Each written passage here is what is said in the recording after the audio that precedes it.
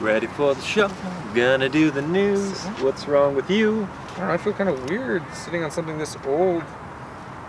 Old? I mean, we sat on the BMW in that other show. Yeah, it was a 96. That was your BMW and at least a luxury vehicle. This is kind of like just like an old utility vehicle. This is my vehicle. I just got this. It's a 1994 Toyota Land Cruiser. It's got an inline 6-cylinder engine. It's the FZJ80 series. It's got a slightly upgraded motor compared to the 80 series that before. Permanent 4-wheel drive system, 2-speed transfer case. Hey guys, I'm MilesPerHr. I'm Julien Melnick. I'm the enthusiast. And I'm not. This is Wheel Report. Car news you can use. Let's do it. Alrighty. The first story is about Sweden. We're talking about the new S60. It's their sports sedan. It's going to compete with the BMW 3 Series and the Mercedes C-Class and all that kind of stuff. And it's sexy AF. Yes. As Francis. Auto-focus. And just so you guys all know, these are all vehicles that I, Julien Melnick, will never buy. I won't either, but it doesn't mean we can't talk about it. Yeah, we should. So we'll talk about it. So on Wednesday, Volvo opened the doors to its first facility ever in the US, and it's in South Carolina. I did not know that. Yeah, Volvo has never had a production facility in America. Side note, real quick story. I had a friend in high school, their dad flew out to test drive a Volvo to see if he wanted to buy it. Yeah, well, he probably did that in Sweden. Yeah, they had this program. I think they still have it. Yeah, they do. I know like they 2007, 2008. Yeah, well, you can go to Sweden, like custom order your Volvo, have them build it, then you can drive it around for like a week, and then they'll ship it back to you. That's like part of a program they have. That's what he did. My parents did that once. Oh, that's crazy. Yeah. Well, this is the complete opposite of that because they're now building cars in the U.S. at this new facility. For them. I'm sure it's cheaper for them. They won't fly anyone out there. But no, they're joining a bunch of premium brands that now build cars here in the U.S. And they commemorated this new breaking of ground with, I guess new and breaking of ground is redundant, with a brand new vehicle. It's the all-new S60 sedan. Sedans. I remember when Volvo was known to just be boxy and a tank. Yeah, well, now it's sleek and slender. They're really sleek now. They're very attractive. We had a Volvo. One of my family vehicles when I was younger was a Volvo, and it was a box on wheels. Yeah, we had one too. They're great. They're awesome. Yeah, they're wonderful. Really vehicles. Comfortable inside. Yep, and I mean Volvo as a brand has introduced a lot of safety technology to the world, so you know you got safety on board. But this one is really attractive. The S60. It borrows styling cues from the S90, the larger sedan, and the interior technology is great. They've got a tablet-style infotainment system and a fully digital driver display, and yeah, they're going to build it in America. Good for them. Oh man, I had a bad taste in my mouth when I read the next story. Do you know why? You know what I'm talking about You next? sent me a bunch of stories to read, and there's a few. I don't know which one it is. Okay. This one is upsetting for a different reason from the other ones that we're going to talk about later. Yes. Do you know about the Chevy Blazer? Oh, yeah. Okay, I'm so glad this happened because he'll send me stories, I'll read them, he'll read them, we come and we talk and we just do this together. It's not often where we share the opinions we have on the stories. No, those come out here. Yes, and right now, you just said you were bummed about it, and you're talking about Chevy, and you're gonna talk about the Blazer, and when I saw the picture, I immediately was like, the hell are you guys doing? The Blazer was so cool. The Blazer was awesome, and it's not at all like what they're doing now. No. So first of all, you know why? Like, it's upsetting for two reasons. Okay. One, the heritage of the Blazer. The reason why it's so upsetting to me is because that vehicle, I've seen the Blazer. We all know what the Blazer's supposed to be. Yep. I've seen it, and now they're making a Ford Explorer. Yeah. Well, it's So one, they took the new Camaro styling, which already is like, what are you doing? No, they put it on a crossover. And the irony is that it looks better on the crossover than it does on the Camaro. Oh, the new Camaros. Which is so weird. Yeah. But the other issue, which is far more of an insult, is that the Blazer has such a quality heritage as an off-road vehicle. Yeah. The K5 Blazer that was introduced in 1969 and then had successive generations, they had a removable top and it was a two-door big SUV, and eventually it became known as the Tahoe. It sort of transitioned at some point in the 90s, or sorry, early 2000s. And then they had that other model, the S10 Blazer, that was the smaller one. I don't know any of those, but I do remember the one with the removable top. Yeah. That because solid axles. If you guys saw the last episode, I talked about my first job being putting screws in. I didn't mention the guy who got me that job, but he owned a Blazer with Did he really? removable top. Yep, a big red one. We called it Big Red. Dude, I mean, they were amazing vehicles. They competed with the Ford Bronco. So it's just, Chevy is sort of just ruining the name by putting Blazer on a front-wheel drive or all-wheel drive crossover. No. Guys, 4-wheel drive and make it look good. Yeah, well, I mean, at least the macho-ness, like Ford's gonna come out with a new Bronco, but they're gonna make this boxy, awesome thing like the original Bronco. Old is okay. Old is okay. It's not that, it's a 94, it's not that old. Get over it, you're hurting its feelings. Completely shifting gears. I'm at a car park. You do that one more time, you're gonna find a new host. Okay. That's actually a good threat. Toyota is going to build a hypercar. It has ADHD, because it's so hyper. Oh, okay. So that was your pun? Yeah. Okay, yeah, I'll find a new host.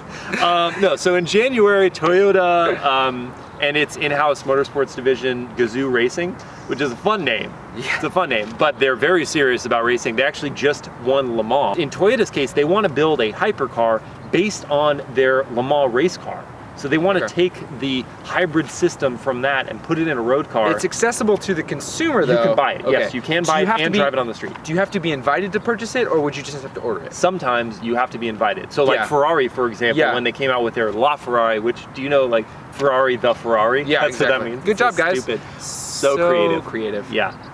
But they invited people to buy that car. Like, you couldn't just be like, I've got lots of Ford GT, did the same thing. Yeah, I knew that existed, and hypercar is not a term I'm necessarily familiar with. I've definitely not come in contact with many of those, but from what I'm understanding is hypercar is essentially around 1,000 horsepower. Yeah. It's modeled after motorsports, but it is consumer available, sometimes exclusive. You can ride it on the street, sometimes exclusive. That is a great repackaging. Cool. But I mean, the terms are really loose. Yeah. Some people call a sports car supercar, some people call hypercars supercars, and vice versa. So the hypercars are just, they're pushed up into the... a nudge above a supercar. Okay. Whatever you think a supercar is, just think a little bit more power, a little more performance. Yeah. But anyway, so they want to build this supercar, or hypercar. See, I just did it. Yeah. Speaking of, I would call the Rimac Concept 1 a hypercar. Do you know what the Rimac Concept 1 is? Is that the new, wait, where is it from? It's from a different country. Yes, you are correct. Oh, I forgot. Croatia. Croatia. It's a Croatian electric vehicle supercar, hypercar manufacturer. I really think that electric vehicles are going to be doing great things in the supercar category. Yeah, they already are. I mean, the Rimac Concept 1 was outstanding with its acceleration. It like constantly did drag races with like very high performance gas powered cars and was winning those. The C2 that hasn't really come out yet, but they've like shown it at shows. It hasn't, like, you can't buy it yet, but that has like what, 1,800 horsepower or something. I feel like when you remove mechanical aspects of it, such as like combustion and all that stuff, the complexity of all that, and you streamline it down to one style of system, electric. Well, it's a single speed, so you're not having to go through the gears and whatever, and it's like, it's instant torque. It's I mean, electric, apart from the fact that they are very heavy and you have to compensate in certain ways for that, electric, I mean, there's so many advantages to that in terms of performance elements. It's really cool. But anyway, the reason I was talking about Rimac is because Porsche has bought a stake in Rimac. They bought 10% of Rimac. And you may be wondering why, because Porsche's already working on its own electric vehicles, but I think they see something in Rimac that their technology is far advanced, and they could make use of this and really make their cars better. So that's kind of cool. Yeah, no, it's good. I think it's a smart move. Just because you're eating one pie doesn't mean you don't want to taste another one. Audi's CEO was just thrown in jail. Yeah, attaboy. Related to the Dieselgate scandal. A couple of years ago, it came to light that Volkswagen Group, Volkswagen, Audi, Porsche, all who used diesel-powered engines, they were using a cheating software to basically skirt emissions regulations and basically make it look like their engines, their diesel engines, were far more efficient than they actually were. They were sort of like trying to make it look like they were even more efficient. No, yeah, I hear it. They kept coming up with marketing terms like Volkswagen had like this blue, diesel blue or whatever their marketing term was, and it was like this additive that they said, oh, it boosts efficiency or whatever. They were just cheating with a device, you know, this whole time. Guys. But so like all this stuff has come out of that where like executives in the company who knew about this are all getting like, you know, hit with penalties and fines and some jail time. Yeah, absolutely. Yes, because they're effectively cheating people out of money. Totally. cheating the environment in certain ways. So yeah, you think that's worth it if you knew about it and said yes? Absolutely. When you lie in advertising, which never happens, when you lie in advertising, you absolutely deserve jail time. In some instances, death. I really don't mean death, but honestly, lying in advertisement, I think, is absolutely insanely unethical. It's preying on weak. It's preying, especially when it comes to fuel economy, which is what people look at. Use that a lot for their buying criteria. And exactly, and for budgeting and stuff like that. And we're already dealing with brands that cost a little bit more. They think, okay, well, I'm offsetting my yearly. Oftentimes, these people are going to be involved in leases. They're going to be involved in monthly payments. So like, I can offset it because I'm saving this money. Especially in Europe, where diesel is more popular. They're thinking, I've won the lottery. This is great. This is an awesome thing. I get that vehicle and I get good fuel economy.